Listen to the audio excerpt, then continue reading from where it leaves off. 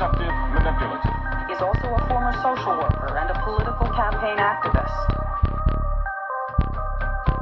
Some people in town say the base is run by aliens working with our federal government to conduct mind control and genetic experiments. I'm leaving. I'm glad. Thanks a lot, society, for railroading my ass.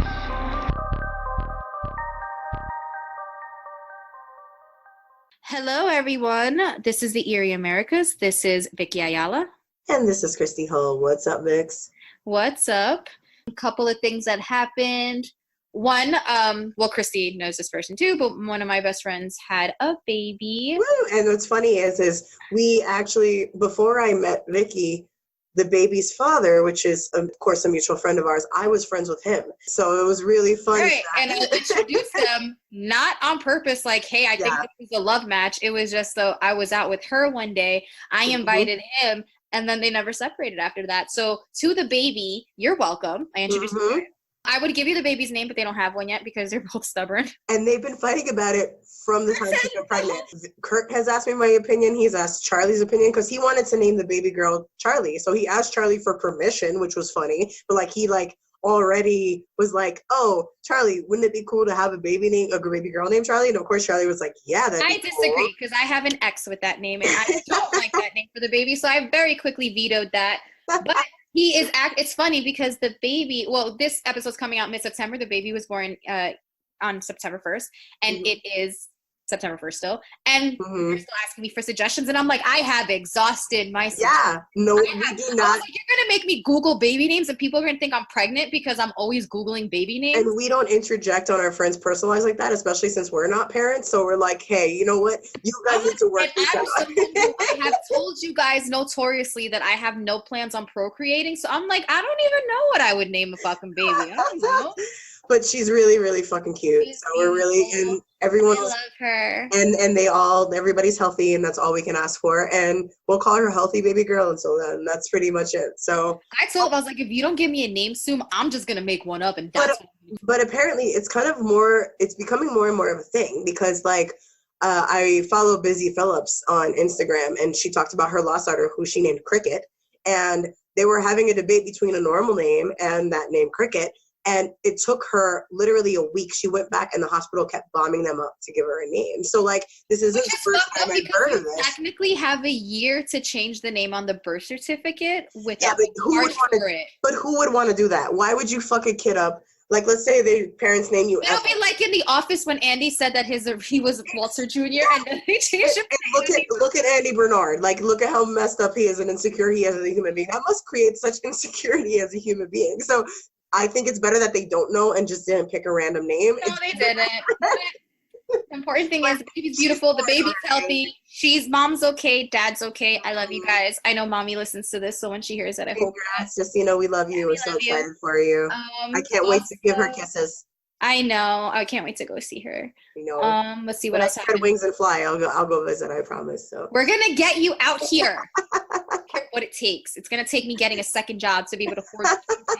It's not about being able to afford it. I'm just wondering if the job I get will allow me to even give me some time. It's like, hey, I just moved here for New York, but I have to go back. No, I literally have a week in August, this and this in August, this in December. I already have my week. Oh yes, because we're in a wedding together, so you already have. I already have those dates, so I'm stressing hey, by the way, you're gonna need to give me 2 weeks off my first year, and I'm hoping that they're not like New Yorkers that are like, wait, you need a year before we give you a week off. I just hope I find that job that's really cool. So, by the way that they did Medicaid and everything for Charlie, I'm hoping that they're a lot better than New York. Definitely. We'll see what happens there. What else happened? Oh, and I get bored very easily. And because, we took a little bit of a break from recording, this is what happens when I'm bored. I've already dyed my hair 2 different colors. The last time I saw Kristi, my hair was pink, and now it's purple. Yeah. And I saw it in between when it was blonde. So for me, it feels like 3 colors. I dyed my hair a couple colors, and this is what happens because I was bored. Yeah, this is what happens when I leave Vicky by herself. Yeah, you can't leave me to my own defenses. I either get tattoos or I dye my hair. And then our mutual best friend, of course, is there to cheer her on and helps her diet. So, she's. Oh, yeah, she did it. And it's so funny because the first time she did it, I didn't like it. And then she did it again. And both times it took over 6 hours. And she really just puts up with me and changes my She encourages my shit. So there is one thing that we did both watch Mindhunter season 2. I watched it first because I have no life, and then I made Kristi watch it, and I know it was slow the first episode, and I'm like, no, you have to keep on watching. Well, see, for me, I guess because like I am way more of a movie and films or like show snob than you are. For me, it was really slow compared to season 1. It's funny because I don't think people call me a snob just because I don't like anything. I don't think that I don't like anything. I just have very high standards. My standards. I never like anything. Yeah. I hate everything that everybody else likes. I loved the final episode, and I liked the like kind of in between, but I felt like they were a lot slower this season. I think they went slower. I think because they realized the show was such a hit, they need to stretch the story so that they can keep going season by season. And I think they're already setting themselves up for further seasons with it. If you haven't watched it, I'm so sorry for the spoilers, but I feel like with the whole BTK thing, first of all, the casting was amazing because they legitimately look like the people everybody looked like everybody. Berkowitz, like the actor really looked like Son of Sam. Manson really looked like Manson, and the guy who plays the BTK killer fucking looks just like the BTK killer. But I feel like they set themselves up because this was supposed to be about like the Atlanta child murders, but then they have like the BTK thing in it. So I feel like you already set yourself up for next season for you to continue with this story. So I like that about it. Right. It was good though. I really enjoyed this. Overall, I enjoyed it. I did. But I think season 1 was better? Yes. So I'm hoping season 3 picks up in terms of the pace. The one thing I really liked, and it might be out of whatever, but the first season focused a lot on Holden. I really like that they focused on Bill a lot more because I did too, especially the story with his family and stuff. Yeah, I really love that. That story was so interesting because I feel like he's a guy that he's looking into the behavior with these serial killers in their childhood, and then he has this adopted son that's exhibiting this behaviors, and then the struggle with him, and then the mother that refuses to think that the boy did anything wrong.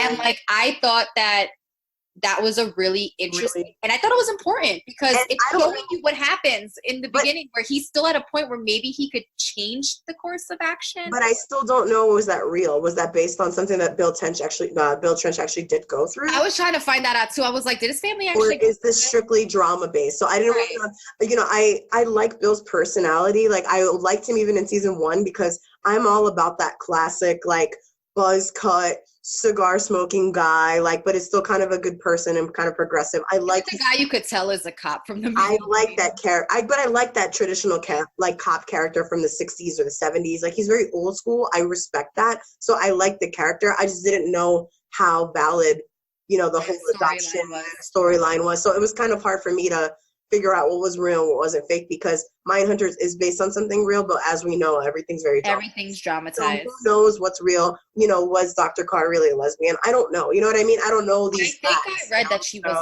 not. That's just, again, it left more question marks for me than season 1 where I felt very vindicated. And FYI, season 1 is a very big part of my life because Charlie and I, on our honeymoon, I made him watch it. After we climbing Machu Picchu, we watched all of season 1 and then the final 2 episodes at the airport when we were like in between layovers. So it goes to show you that my nonsense started way ahead of time. It really has. I knew this podcast was meant to be the day that I learned that when you were getting engaged, you were reading the serial killer encyclopedia. Like that's legitimately what she was reading when he proposed to her. So it really makes sense that she would watch Mindhunters on your honeymoon. And we're just gonna do her vow renewals in the middle of a cemetery. Like that's just what we're gonna do. I already planned it. Joke about that. If it wasn't so cheesy that I was born so close to Halloween, I would have been married on Halloween. I just couldn't do that. Like I hate when people do their birthdays and their wedding, or like their birthday and or it happens to be their kids born the same day. That shit pisses me off. So I wouldn't want to do that. So had I not been so, if I had Jocelyn's birthday, which is like the 9th of November, I would have got married on Halloween. It's just far enough. It's funny because if I do get married, that's the day I'm getting. I don't care for some old movie. I would have done a completely like the bride wore black wedding, but it's just too close to my birthday, so it's pretty lame like that. But which, by the way, your wedding anniversary is coming up. Oh yeah, that is long after this episode. Yeah, so definitely. Happy 2-year anniversary! Oh my God, it's been 2 years. That's so weird. I know, right? I beat a ton of celebrities. Woohoo! So you beat out Miley Cyrus and Liam Hemsworth, which is shocking. I thought they'd make it at least a year. But anyways, let's not get into celebrity. Happy 2-year anniversary to you, Charlie. Thank you. I'm pretty sure this episode is the closest to your anniversary. I think you're right. Yeah. It's so funny because now that I have this podcast, before we did this podcast, I always thought I was a freaking weirdo and like, you know, was obsessed with all this shit. And now I'm meeting people and they're like, me too. So I was out with friends one night and they invited someone else, like a girlfriend of a friend. And they were like, she basically became my true crime buddy. And we were just randomly talking, told her about the podcast. She's a fan. And she tells me this story that I literally made her rewrite it for me because she told it to me in person and it's so cool. So there is something called the Citizens app. If you guys don't know what it is, it basically tells you what's going on in your area. So as anxiety inducing as it is, it makes you self-aware because I know exactly what's happening outside my door. Any crimes reported, you can record, you can report it yourself, and you kind of just record what's going on in your neighborhood. So this is from Jessica. She says, so I have the Citizens app, which alerts me to crime in the neighborhood. I saw an alert about a stabbing victim who died. The suspect fled southbound towards my neighborhood. Description was no shirt or shoes. So I'm taking my son to daycare 2 days later, and after I dropped him off, I closed the gate to the house, and a man walked by me with no shoes on, wearing all black, looking disheveled, and was scratching his head and talking to himself. The no shoes stuck with me, and I felt something off about this guy, and I felt fearful, which is rare for me. Once I hit the corner, I called the precinct to alert them in case they never caught the guy. The detectives let me know they didn't catch him yet and jumped on this immediately. They met me at the hair salon. She went to the hair salon. They met her at the hair salon and showed me a video in the elevator of the same guy scratching his head, laughing, and talking to himself. They said that's who they were looking for, and I confirmed it 100%. They circled the neighborhood, and after about 3 hours, they let me know they got him. I was so relieved because usually I don't care for news or anything. I'm very like mind my business, which is a lot of people in New York because you kind of just have to. But something felt off about him, and especially that he walked right by my son's daycare. And a killer in my neighborhood, I couldn't chance it, and I was right. Thank goodness. And thank goodness it was because, I mean, it's already scary enough to have someone like that in your neighborhood, but she's got a very young son. Absolutely. And so to drop him off at daycare and see this guy, like... And not just that, we've done this podcast long enough where she could be a goddamn hero. Like, I know Jessica too, and like, she could be a hero because who knows what this guy would have done the next night, the night after. We know spree killers. You don't know where he was on his way at that very moment. We don't know what he would have been up to. Right? Exactly. So he could have started an altercation with someone else who was kind of, you know, mentally unstable. Who knows what would have happened after that? You know, she's right. He was around daycare.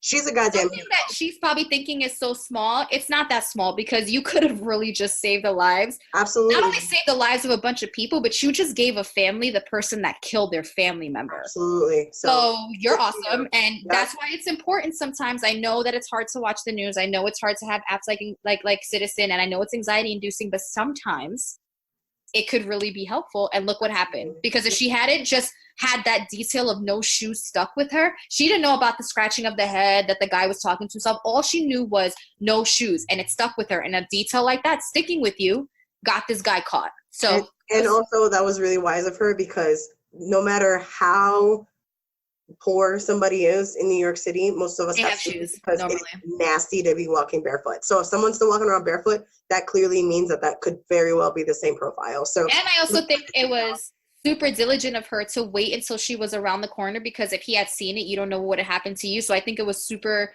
great that the minute you hit that corner, you called, you met them right away, and you confirmed everything, because that could, any part of that could have went down a different way. So I think that was awesome. Heroic right there, my friend. Congrats. Thank you for that, Jess. Yeah, definitely. As many listeners have heard, or rather been hearing about, was my move to Denver. Charlie and I took our time crossing this truly beautiful and diverse land, hitting major cities with huge populations, unique architecture and art scenes, to college towns with one or more major streets where all the action was, to rolling hills with nothing but the occasional farm with multiple animals, even to the flat plains where all I saw were windmills and endless stretches of road, as if all of civilization were gone with the exception of us in our car. During these long hauls of road, I went into podcast scenario mode.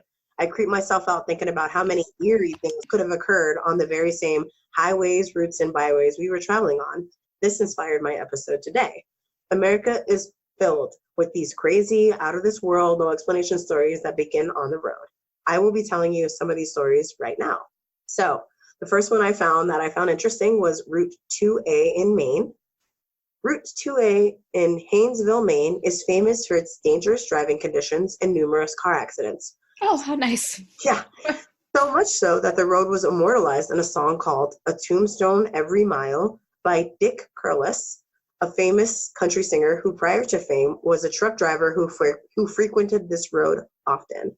His song references many fatal accidents.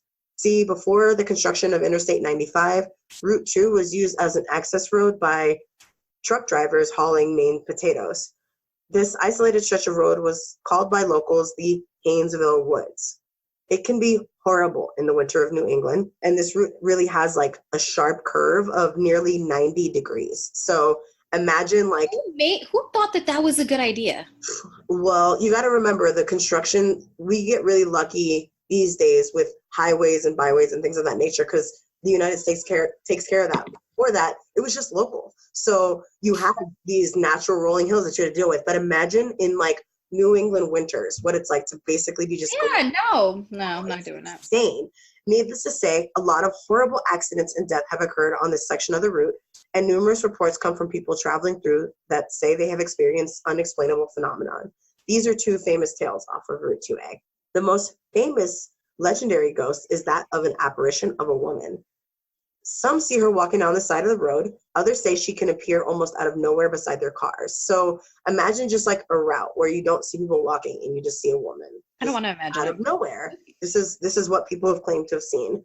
Many people claim they have offered this woman a ride and she actually accepts it. Oh, shit. Yeah. So when she gets into the car, many experience a cold or a chill as soon as she steps in. So they instantly get this sensation of like a cold air or like a chill on their body or that like, you know, that hair that sticks up on your neck. That's what people say they feel when she steps into their car. She also tells the same exact story to each driver, that she and her husband were traveling and they were in a car accident and are in need of help. Once the driver and their mysterious passenger near the end of what the locals refer to as the Haynesville Woods, the lady vanishes into thin air. So someone's driving with her in the passenger side or maybe the back, and they hit the end of the woods and she is out of the car. That's what happens. Sure. Yeah. So imagine how frightening that must be, giving someone a ride and suddenly they disappear without a trace. Like, how is this humanly possible? I don't think it is. Another legend along this route is that of a little girl. So others say they see this little girl traveling on the side of the road that is said to have been killed by a semi-truck like years and years ago. Although no confirmation of the little girl's ID is truly possible, it's creepy how there are town records that do state two females, who were both 10, died in Haynesville on the same day, which was August 22nd, 1967. That doesn't make any sense. So the next route I will be talking about is referred to as the Devil's Highway. And no, it's not which one you're thinking. I'm like, what? I know that Route 66 is perhaps the most famous route that many paranormal experiences have occurred, and I will mention this one later on because how could I not, you know? I was going to say, I'm like, I hope you touch just a little bit for those who don't know about it. However, many people in America have overlooked the real Route 666, which is said Why would you name a route that? Like, you're asking for it to be fucking haunted. Which is teeming with activity, as you just mentioned, and which I now technically live closer to. Oh, great. What road is it? I'm going to write it down for when I visit. I'm not driving there. Nowhere is the air of danger more sinister or noticeable than on this one particular highway in America's Four Corners, a location where the four states meet that have amassed a reputation for being cursed and or haunted and has rightfully earned that nickname, the Devil's Highway. So I'll get into this right now. It was technically Route 66. I'll explain the whole thing right now. This route runs through Colorado, New Mexico, Utah, and Arizona, aka the Four Corners. So there's actually a location, a landmark in the United States where you can be four places at the same time. I've always wanted to be in more than one place at once. I told Charlie that what's one of my things is to do more than one place. So technically you can put 1 foot in Colorado, 1 foot in New Mexico. I want to put all four. So I'm about to sound like you could put one hand in one and one hand in the other I'm going to twister it and do 4 places at once. That's like my goal. Make it work. Yeah, I want to do. Or we could literally, like, when I go visit you, we could be in. You can be in 2 states at once, and I can be in 2 states at once, and we're not in the same state. Yep. So yeah, it's a cool place, but that also was where the route kind of met at some point. The highway, formerly known as Route 666, zigzags through almost 200 miles of rugged desert wilderness and passes through the tribal nations of the Navajo Nation and the Ute Mountain Ute tribe. Much of the route has long stretches through vast, uninhabited wasteland that shows little to no signs of civilization. The route is perhaps one of the most well-known highways in America and has a long, abnormal history of strange accidents, bad luck, inexplicable ghosts and apparitions, phantoms, and other unexplained phenomena. And so this one is extensively long in its history.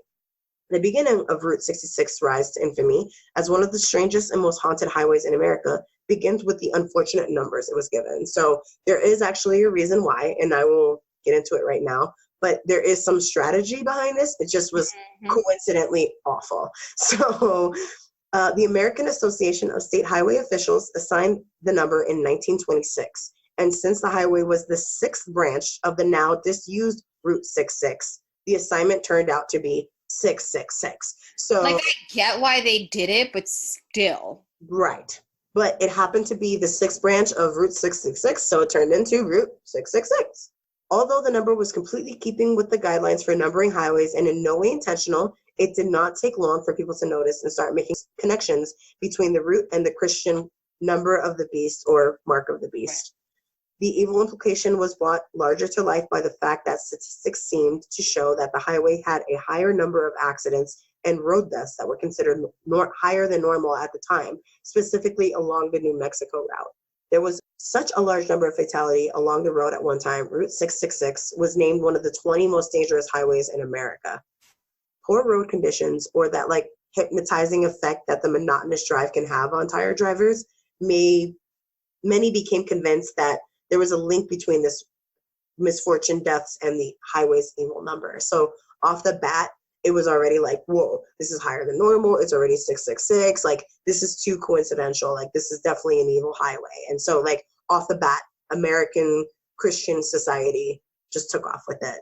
Mm-hmm. Besides those creepy high numbers, many who drove along experienced overwhelming feelings of anxiety, dread, or a sense of upcoming evil. So it already kind of had that feeling, that air of evil around it.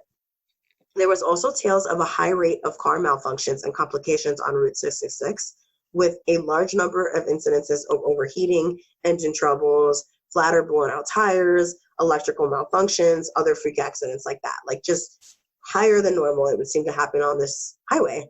The sense of terror the highway invoked has made it one of those urban legends, so much so that many stayed away from venturing onto the highway. And it's not so long before Route 66 was referred to as the Devil's Highway or Satan's Speedway.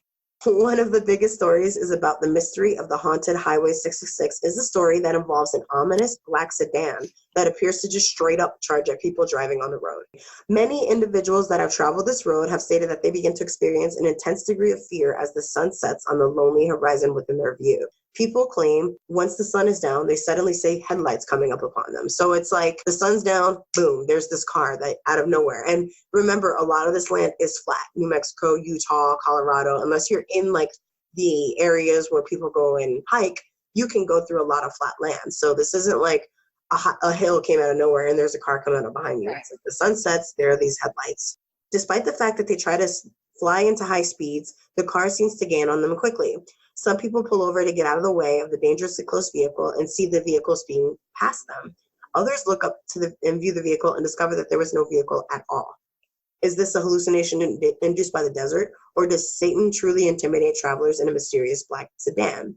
Those who have tried to get a look at the driver of the malicious black sedan have stated that no one seems to be driving, or a shadowy figure is hunched over the wheel, or that the windows are completely tinted black, like so much so that they can't even see the driver at all, like completely covered, just this big black sedan.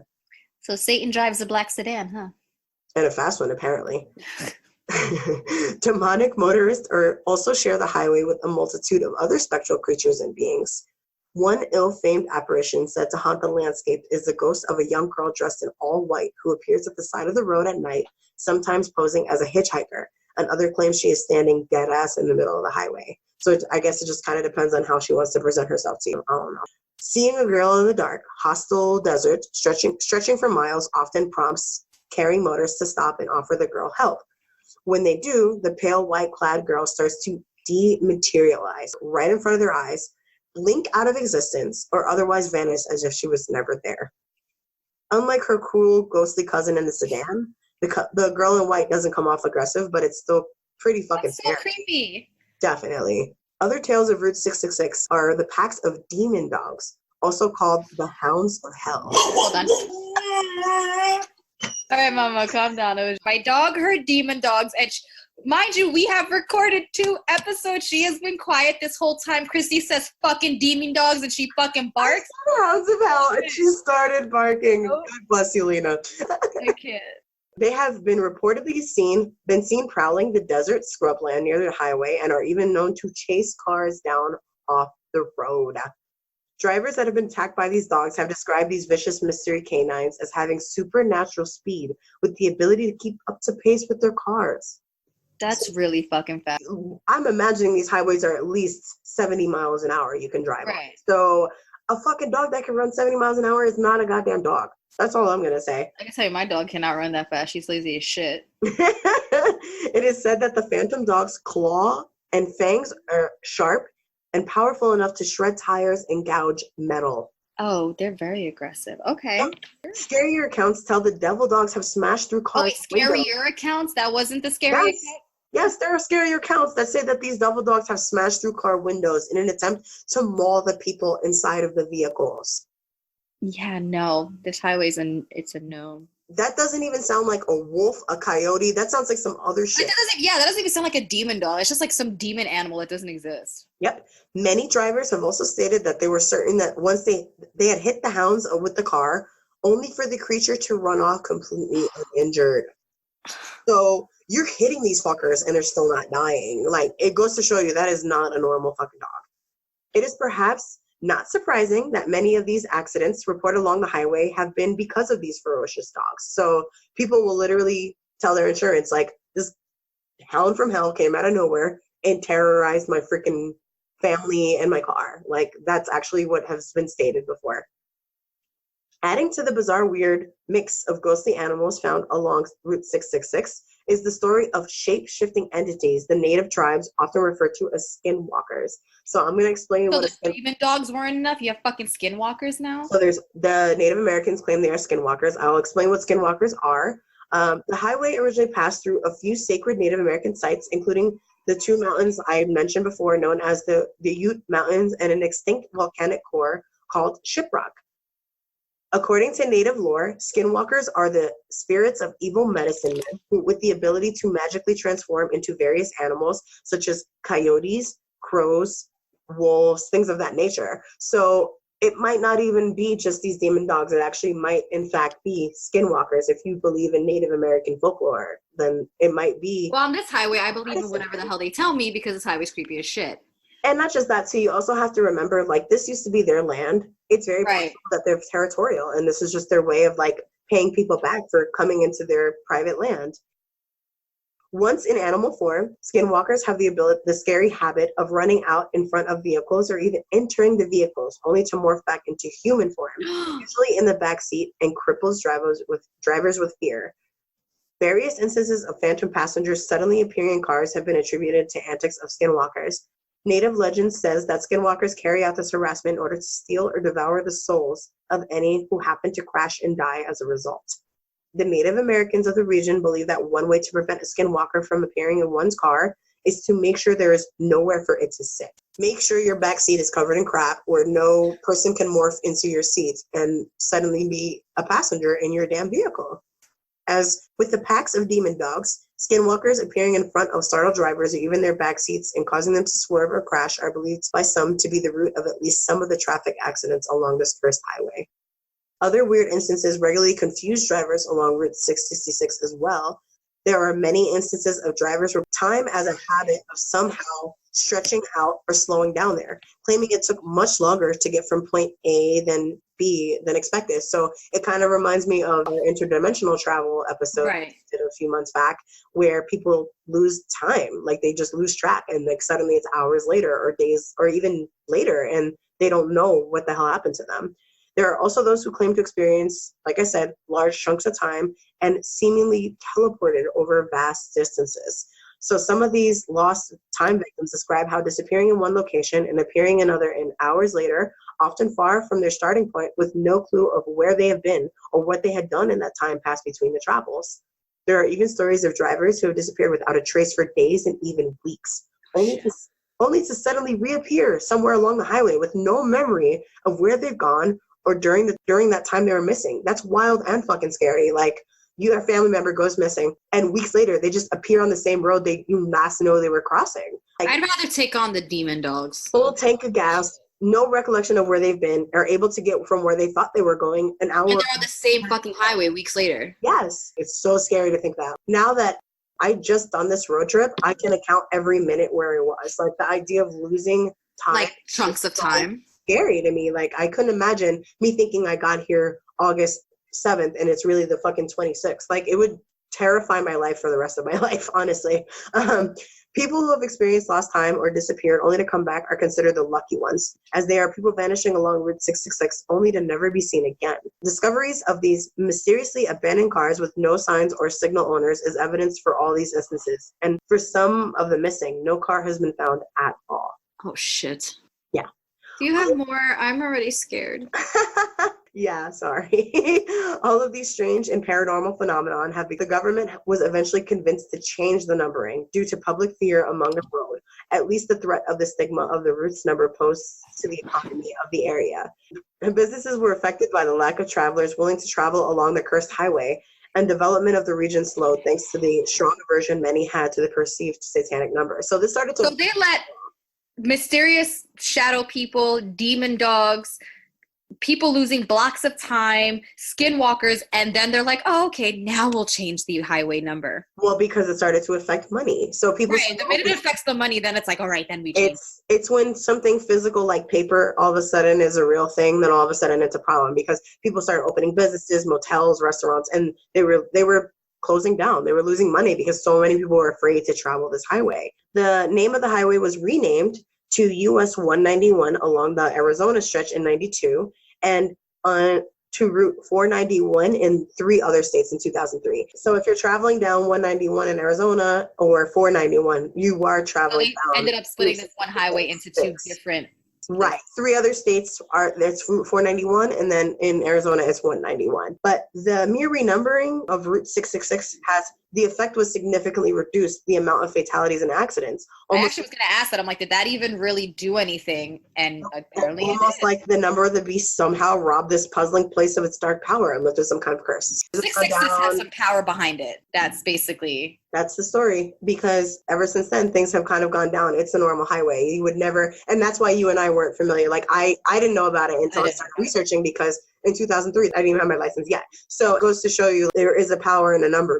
The only Devil's Highway I know is Route 66, of course, so I'd never heard of it. Just note to anybody, don't name anything 666. Leave that out of your options when naming anything. And really, there is a belief out there that number itself has attracted some dark force to the highway to wreak havoc on those who traveled. Some believe that taking care of the highway actually helped, because there were very few repairs and maintenance done until 2003. Several major construction projects were undertaken to improve the overall safety of the highway. So that probably helped with the numbers too, because it kind of helped that they were able to give it a little more safety regulations compared to when it had first started in the 20s. Also, another help is believed to be the Native Americans. So Native tribes of the area that had long complained about the negative effect of the decrepit roads were having on the tourism and their economy was hurt, and they were even giving a ceremony performed by Native medicine men to cleanse the newly numbered highway of evil spirits. So there was like a cleansing in a way for Americans. So because like if there were skinwalkers, people kind of blessed the area. So if anybody's going to bless the area, it's going to be the people who know about the skinwalkers and shit. But of course, despite the drop in fatalities, stories will come in from time to time of phantom ghosts and strange appearances along this road. So they couldn't just go nowhere. Absolutely. So the next one's a little more local for you. Oh, yay. The best thing about that was that it was nowhere near me. It's a little more local for you now, but I've actually traveled this road. It's Clinton Road in New Jersey. Oh, I've heard it. Is this for like Weird New Jersey? Oh, yeah. I'm supposed to go there in October. Only 1 hour's drive from Manhattan, Clinton Road seems so much further away than the bustling city it's close to. Despite its serene surroundings, you'll be worried about tons of paranormal possibilities. Ghost children, Satanists, Mutant animal hybrids spotted on what many call the scariest road in America. How was that all? Went up super high because of Mark Moran, creator of Weird New Jersey, said of Clinton Road, quote, "It's like a dark highway into people's innermost fears," end quote. What, is there going to be a clown at the fucking end of the highway? That would be it for me. Through an abandoned iron-making community outside Passaic, New Jersey, this 10-mile stretch of Clinton Road has freaked out locals and tourists for years. Charlie took me a few years back, and I can tell you there is something eerie in that goddamn air. When you pull off of Route 23, which is a pretty busy route off the highway, you suddenly turn onto Clinton Road, and it's really desolate. The road is underdeveloped and densely wooded, which is basically all that is required for a place to be pretty fucking terrifying. Yeah, that's how every horror movie starts. The most famous ghost story that you hear about on Clinton Road is that of a dead young boy who hangs out under one of the two bridges on the road. From what I've gathered a long time ago, there's no real date and there's no confirmation of like which bridge it is, because there's two. A boy was walking on the road alone when he spotted a coin on the floor. As most kids would, he stopped to pick it up, and it is believed he was hit and killed by a vehicle. Since the boy's death, there have been tales that have been passed on from generation to generation. People go to the bridges and throw coins there, and legend has it the boy returns coins to you after you throw it in the water. Charlie actually lived in a town really close to this road when he first moved to the East Coast with his family, and we went on a sporadic road trip there one day when he told me about this, and we happened to get to Clinton Road at nightfall. While nothing happened while we were by the bridge, there were tons of thrill seekers and teens doing the very same thing we were doing, which was attempting to freak ourselves out. Charlie then told me when he was in high school, he and a few buddies decided to test the theory about the quarter myth. He threw the quarter over the bridge and into the water, and they waited. Suddenly, the coin bounced back, hit the barrier of the bridge, and landed on the middle of the road. Needless to say, they hauled ass out of there, and he only went back there a few more times without testing anything out. See, I believe that just because I know Charlie. So yeah, and he doesn't believe in this stuff. He doesn't believe in that shit. So if he said that happened, then that fucking happened. Yeah. So his story though is parallel to many stories you hear on Clinton Road. So if you go to weirdnewjersey.com, it's very similar. Because someone told me about this, and I went on, and I'm like, how have I never been here? But now I'm kind of scared. Yeah. Many have claimed that they get the coin back in the middle of the road like Charlie did, and some have said as they begin to drive away, the coin hits their window or doors. All of a sudden, he'll ping it back at you as you start to drive away. Another popular tale is that of Satan worship. The Druid Temple is a conical stone structure just east of the road, south of the reservoir, by Weird New Jersey readers, where they say that local Druids practice their rituals and horrible things might come to pass for any intruder who looks too closely or comes in at the wrong time. The building is actually an iron smelter built in 1826, and due to the rumors, they closed it off, but there's still stories that float around. So They claim that there's Satan worship at this old iron smelt working place, and it's on the same stretch of road. There are also stories of strange creatures. According to Weird New Jersey, from hellhounds to weird-looking monkeys, all the way up to unidentified hybrids. There might be a slight explanation for these sightings, however. In the summer of 1972, Jungle Habitat opened in West Milford in Passaic County, New Jersey, not far at all from Clinton Road. It was a Warner Brothers owned theme park that opened in 72 and closed in October 76. By November 72, the park had over 500,000 paid visitors, and the park contained over 1,500 animals. It almost kind of sounds like Six Flags Animal Kingdom, but yeah, it only lasted 4 years. The last weekend Jungle Habitat was open was Halloween 72, with the plan being expansion. However, the city voted against the expansion, and Warner Brothers officially shut it down. Is it possible that Warner Brothers missed or even left animals? Right, like they accidentally left themselves there, yeah. Creating hybrids of animals unseen by humans that now claim territory over the stretch of Clinton Road. That's my only possible thought is that would make sense. They left some animals. Whatever's going on in Clinton Road, I am personally good. I left with conflicting feelings because I was unafraid, nothing happened, yet I'm not willing to ever go back there and go again. Right. That was my personal feelings on it. Charlie had gone back a handful of times. I'm good never going there, but I at least can say I've been there, and that's right. My final one, which I'm sure you'll be happy about, is Route 66. So I couldn't bring up routes and things like that without bringing up this famous guy. So the last route I will talk about is perhaps America's most famous highway, which is 66. According to Wiki, Route 66, or Highway 66, also known as the Will Rogers Highway, the main street of America, or the Mother Road, was one of the original highways in the U.S. highway system. The highway, which became one of the most famous roads in the United States, originally ran from Chicago, Illinois, Missouri, Kansas, Oklahoma, Tejas, New Mexico, and Arizona before ending in Santa Monica in LA, California. That is a really fucking long stretch of road. You basically stretched across the whole country. It covers, are you ready for this? 2,448 miles. So it was a huge stretch. So there are several stories in each state about some type of paranormal something or other. So I just took a handful of tales that I found interesting, but there are almost too many to tell. Like you could just do a full 2 hours on Route 66. There were so many. So I just selected a couple that I found interesting. In Granbury, Texas, I found this place interesting. It's off Route 66 and it is haunted. When you visit Granbury, when you actually like visit the place, they have, or if you go to the website, granbury.com, they have a whole section of their paranormal town. That's how you know it's bad. Again, we've said it before in other episodes. If someone puts it on their website, it is bad. Yeah, so I found all this on their website. So like this is visit granbury.com. And the first place I found interesting was the Granbury Opera House. So the Granbury Opera House is key as it has a tie to a famous presidential assassinator. John Wilkes Booth, as we all know, assassinated Abe Lincoln, but some believe that John Wilkes Booth did not die after assassinating Abe Lincoln in 1865. I've heard this. But rather, changed his name to John St. Helen and moved to Granbury, Texas. Like Booth, this St. Helen fellow had a considerable limp, quoted Shakespeare in everyday conversation, and was a hardcore alcoholic. So I don't know about you, dude, but I haven't met a ton of people that can quote Shakespeare. I've met alcoholics. I've met guys with limps. I haven't met ones that quote Shakespeare. Especially at the time. This is already like, Shakespeare's hundreds of years old at this point. So for someone to be quoting it in everyday But like in everyday life, it's not like once in a while they're like, hey, I love Shakespeare. Everyday life is not a Shakespeare situation. Right. St. Helen frequented the Granbury Opera House before one day leaving as quickly as he appeared. I don't know if he was caught. I don't know if someone figured it out, but he frequented this spot and then one day just like took off and no one ever heard from this St. Helen guy ever again. But today, the strong smell of liquor and an occasional apparition of a man thought to be John St. Helen can be seen backstage at the Granbury Opera House. This phenomenon was even explored with chilling results on the Discovery Channel's Ghost Lab. So they did an episode. You can check it out. It's really, really interesting. You can also say hello to little Audrey Gordon, who passed away at the tender age of 5 and who still resides at the Langdon Center just off the square. She's even known for posing for pictures because she loves attention. Then there's the faceless girl at the market on the square who likes to play with toys and once left behind an eerily haunting piece of evidence for employees to find.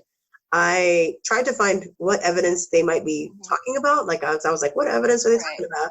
That's something you have to ask someone there personally, because in response to the growing interest in Granbury's otherworldly offerings, the city formed an annual Granbury Paranormal Expo in 2011. They actually formed a whole council. An exposition, bringing together ghost hunting groups, UFO experts, and other enthusiasts of weird and unexplained happenings, which occurs this year on September 14th. So it actually already happened in this episode. Yeah. So that was just like one of the routes on. Because this spans almost 3,000 miles. So this is just one tiny little. This is one little town. So Route 66 is kind of just like teeming with all this activity. I wanted to talk about a famous death that occurred on Route 66, is that of Sam Kinison, who may still be left on Route 66 with unfinished business. So for those who may not know him or his name, Sam Kinison was an American stand-up comedian and actor. He was a formal Pentecostal preacher, and it reflected on his stage presence because he had this intense style, similar to like a charismatic preacher. So, you know, those preachers that are loud and like really get you into it. That's his style. And it's punctuated by this very distinct scream he had. If you don't recognize who Sam Kinison is, you may know him from his big break on HBO, Rodney Dangerfield's 9th annual Young Comedian Specials in the summer of '84, or as I know him, the short-tempered contemporary American professor, Dr. Turgeson, who also appeared as a Vietnam vet in Rodney Dangerfield's hit 1986 film Back to School. So do you remember the movie Back to School? Remember the guy who was the Vietnam vet and he was like, good answer. Like, you know, he was like really like, because they were the same age and they kind of like bonded. That's who Sam Kinison is. So he's also a famous comedian. He's really raunchy, funny guy. However, on April 10th, 1992, the world lost Sam Kinison in an automobile accident near Needles, California, when his 1989 Trans Am was hit by a pickup driver driven by a 17-year-old who had been drunk. You can kind of look up this guy. So like there was a name out there, but I don't think it's his real name because he was underage. It was never right. You're not supposed to release it. Yeah, tabloid gossip. So I chose to exit his name just on the off chance. The pickup truck crossed the center line of the roadway and went into Kinison's lane. So this guy like literally came on the wrong side of the highway. At the time of the collision, Kinnison was traveling to Lowland, Nevada to perform at a sold-out show. This is all according to Wikipedia. Kinnison was found lying between the seats of his car at the scene of the collision. He was not killed instantly, according to his brother. His brother and others begged him to lie down, and he died with his best friend, Carl LeBeau, who had been in the other van, holding his head in his hands. So he had like a kind of like group of other people behind him, and his car got hit. So his brother and his best friend were in the other vehicle. Initially, Kinnison appeared to have suffered no serious injuries, but within minutes, he was saying to no one in particular, "I don't want to die. I don't want to die." LeBeau later said it was as if he was having a conversation, talking to someone else, some unseen person. Then there was this pause, as if Kinnison was listening to the other person speak. Then he asked, "But why?" And after another pause, LeBeau heard him clearly say, "Okay, okay, okay." LeBeau said the last okay was so soft and at peace. Whatever voice was talking to him gave him the right answer, and he just relaxed with it. He said it so sweet, like he was talking to someone he loved. Kinnison then lost consciousness. Efforts to resuscitate him failed. Kinnison died at the scene from internal injuries. An autopsy found that he had suffered numerous traumatic injuries, including a dislocation in his cervical spine, a torn aorta, torn blood vessels in his abdominal cavity, which caused his death within minutes of the collision. Malika Sori, Kinnison's wife, whom he had married just 6 days earlier in Las Vegas, was rendered unconscious by the collision, but survived the accident with a mild concussions. His injuries, compared to her being in the same car, is just vastly different. It's insane. It's almost like it would really, I hate to say it, but like it was his time. You know what I mean? Yeah. Like, oh, it's so scary. Since that time, at the site of the crash, there have been reports that the Trans Am that he was driving will appear, with the occasional sounds of the crash accompanying the apparition. And for those who are interested in knowing, I look further into what happened to the kid that killed him. He got something like 800 hours of community service and a fine, and now you can't really find him. So no one really probably changed his name and moved somewhere. Possibly, but you know, he was underage, so legally they did the max they protected him. Right. So another location in California off Route 66 is what has become known as the Suicide Bridge, which I found from legendsofamerica.com. The majestic 1913 Colorado Street Bridge in Pasadena, California, was well received at first. Its beautiful concrete bridge spans 1,467 feet across the Arroyo Seco, linking the San Gabriel Mountains to the Los Angeles River and containing the intermittent Arroyo Sec stream, for which it is named. The bridge took on a more sinister tone when people began to leap from the 150-foot bridge to their death. Within a decade of its construction, locals had begun to refer to it as the, quote, Suicide Bridge, and as you can imagine, legends began to swirl that the bridge was haunted by those poor souls. The first tragedy that actually occurred was mid-construction, so this was an accident. Okay. It started off... But it started literally right away because it's mid-construction. It started off kind of fucked. Allegedly, one of the bridge workers toppled over the side and plunged headfirst into the vat of wet concrete. His co-workers assumed he could not survive in time and left his body in the quick dry cement. So not off to a good start, this bridge, like, for sure. No bridge, like, nothing good can come of that type of start.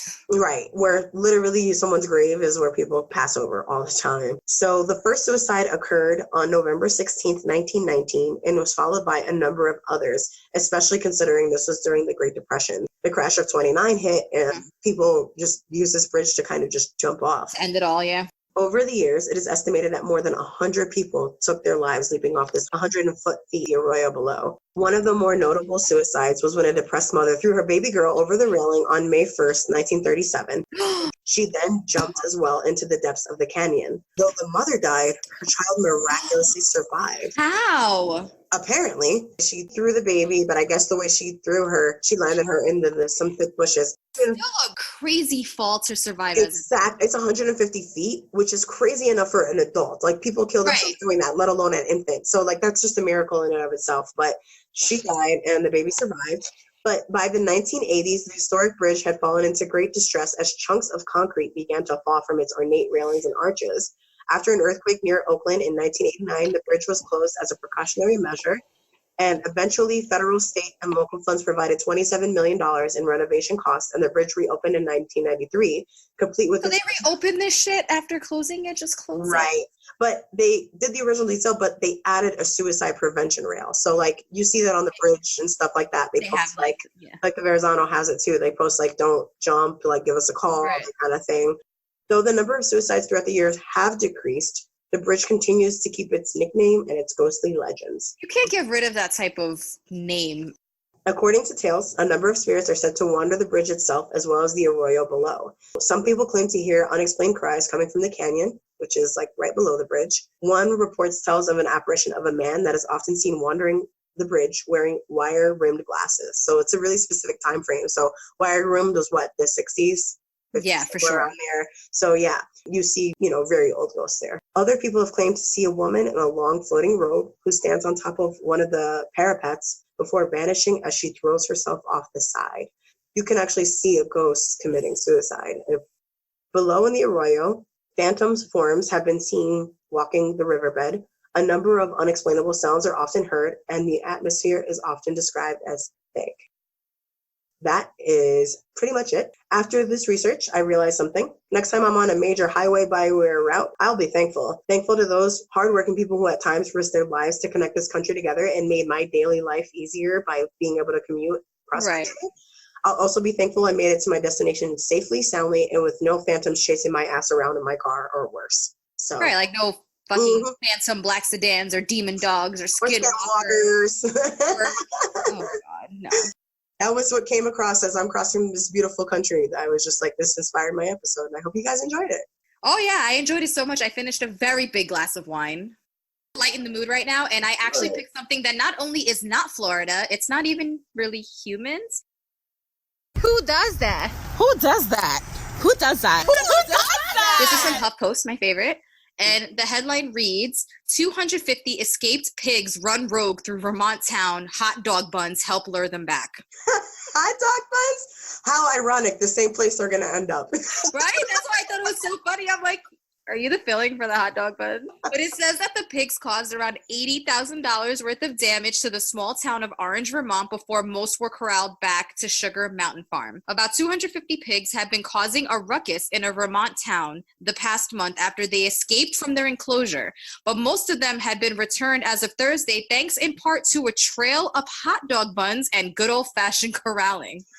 Several farm workers and a couple of volunteers who heard about the loose pigs trudged up and down the dirt road hill Thursday, trying to drive any pigs back into the Sugar Mountain Farm in Orange.